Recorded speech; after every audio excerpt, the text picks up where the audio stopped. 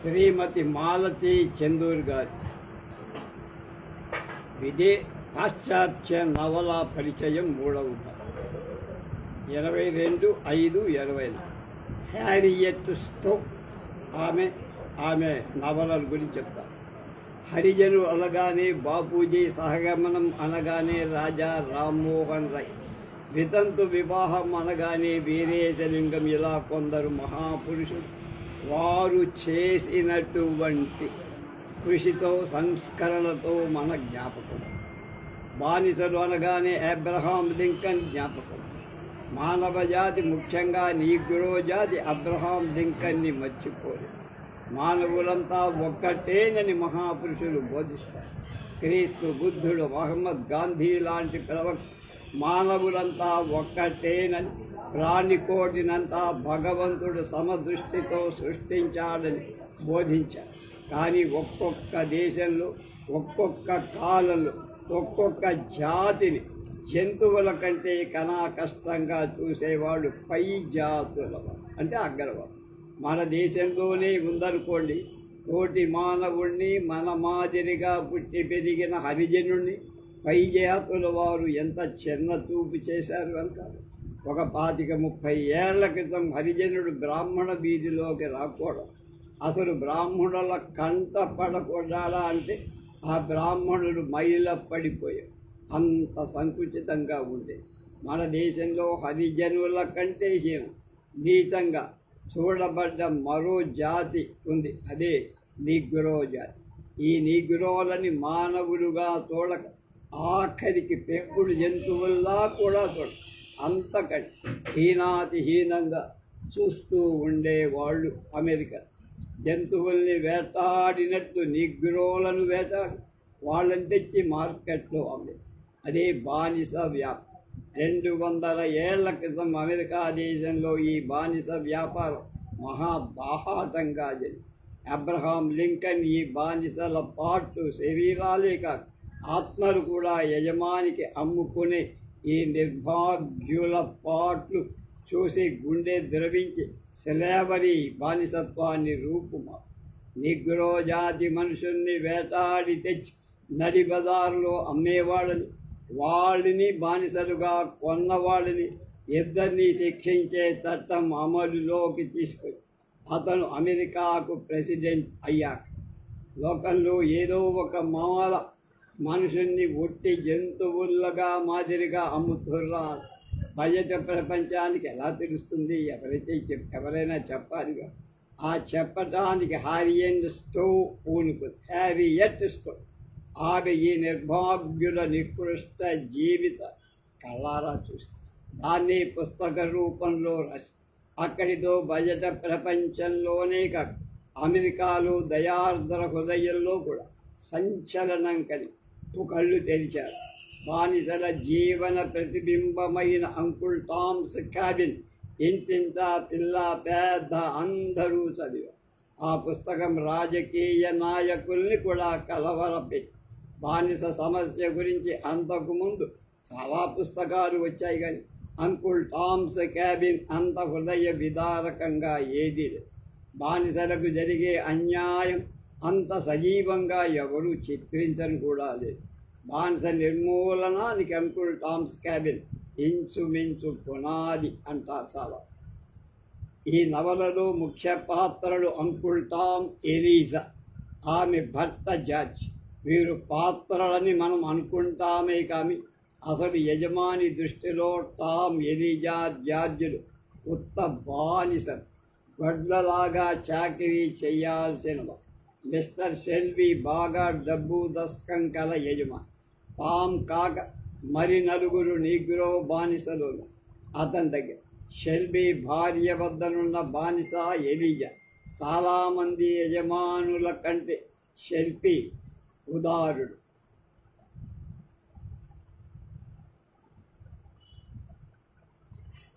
దయా స్వభావుడు.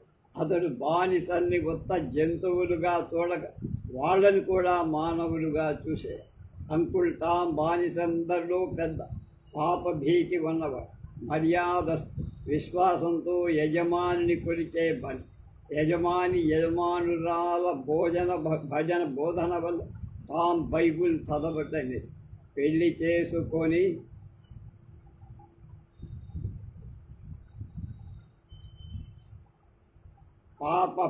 పాపలతో బానిసలందరిలోకి మంచివాడని యజమాని తాముని బానిసగా కాక ఒక నమ్మకమైన నౌకరుగా చూసి అతడు షెల్బీ తన ఎస్టేట్లో బానిసల్ని కొట్టి తిట్టి హింసలు పెట్టక వారికి కడుపు నిండా తిండి వంటి నిండా బట్ట తలదాచుకోవడానికి చిన్న పాకలు ఇచ్చేవారు. ఎలీజా అమ్మగారికి ప్రియమైన బానిస. ఎలీజాని యజమానురాలు చిన్నప్పటి నుంచి అంటే 6 ఏళ్ల వయసు నుంచి శ్రద్ధగా పెంచి మామూలు బానిస పిల్లలకి మళ్ళీ కాక ఎలీజాకు చదవటం, రాయటం, కుట్టుపనులు, దైవభక్తి మొదలైన వాటిలో క్రమశిక్షణ ఇచ్చి ఎలీజా సన్నగా నాజుగ్గా అసలు చెబితే కానీ ఎలీజా ఒక బానిస పిల్ల అని ఎవరు అనుకో. 6 ఏళ్ల వయసు గల ఎలీజా అమ్మకానికి వచ్చిన షెల్ఫీ మఫర్ కరిగి ఆ పిల్లను రెట్టింపు ధరకి కొని భార్యకు కానికగా ఇచ్చారు. జార్జి ఆమదానుబాబు అతని దగ్గర నుంచి చూసి నిగ్రో అని ఎవరు అనుకో. చక్కటి ముఖం, తెలివైన కళ్ళు, ప్రతి నేర్చుకోవాలనే ఆసక్తి. షెల్బీ ఎస్టేటుకు పక్క ఉన్న మరో జమీందారుకు చెందిన బానిస ఈ జార్జిని ఒకానొక మిల్లు ఓనర్ నెల జీతానికై అమ్ముతాడు యజమాని. తెలివి గలవాడు అవటంతో తన చాకచక్యంతో ఒక మిషన్ కనిపెట్టి మిల్లు ఓనర్ గౌరవాన్ని పెంచాడు.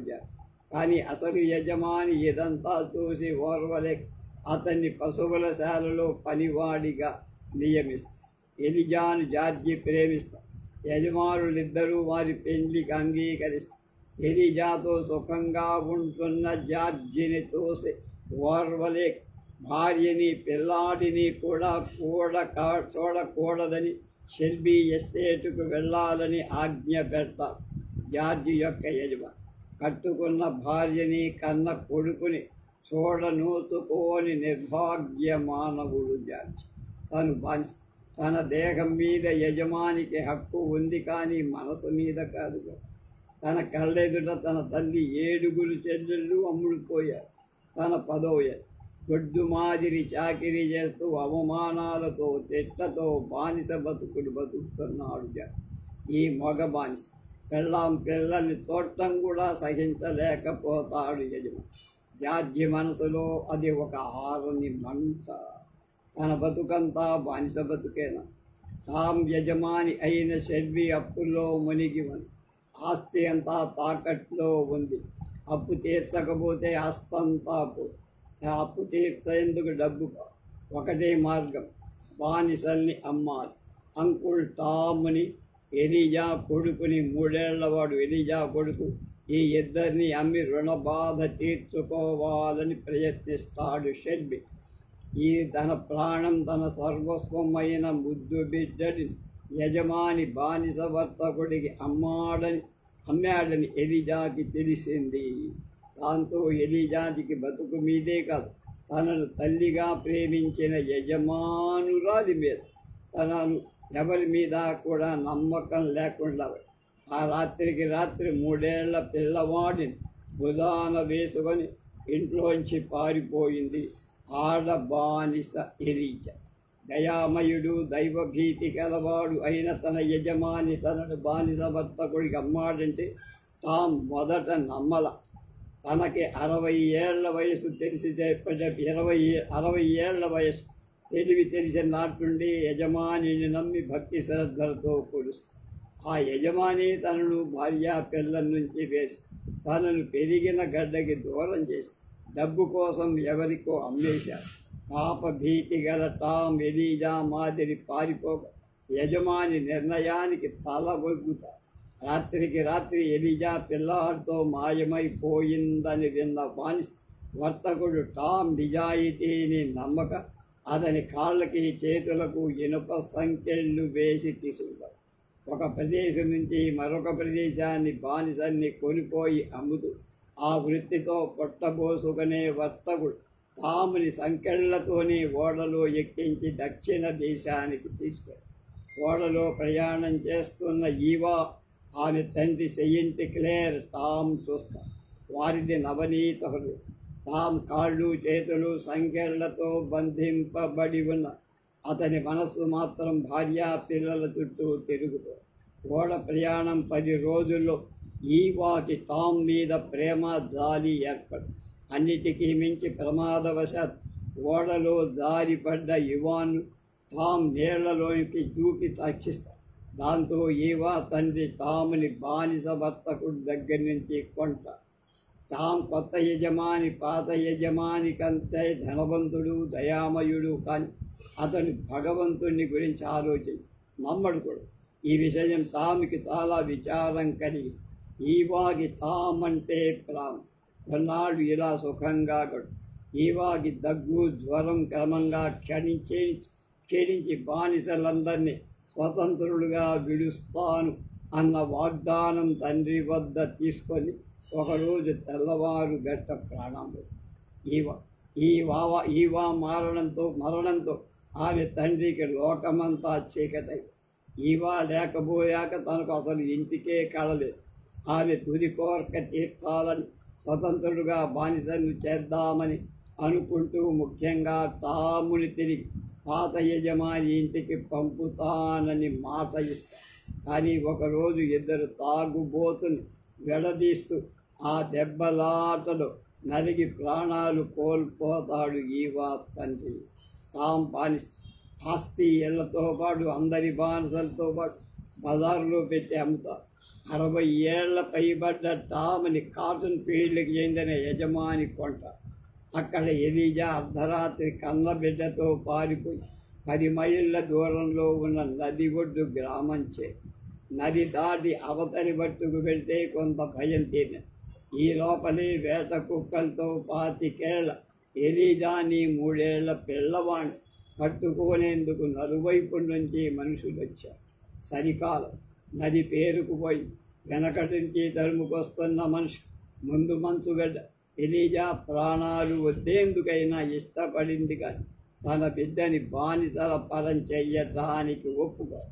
ఆ మంచుగడ్డ మీద నెత్తుట్టు కాళ్లతో పరిగెత్తి అవతలి ఒడ్డుకి చేరు.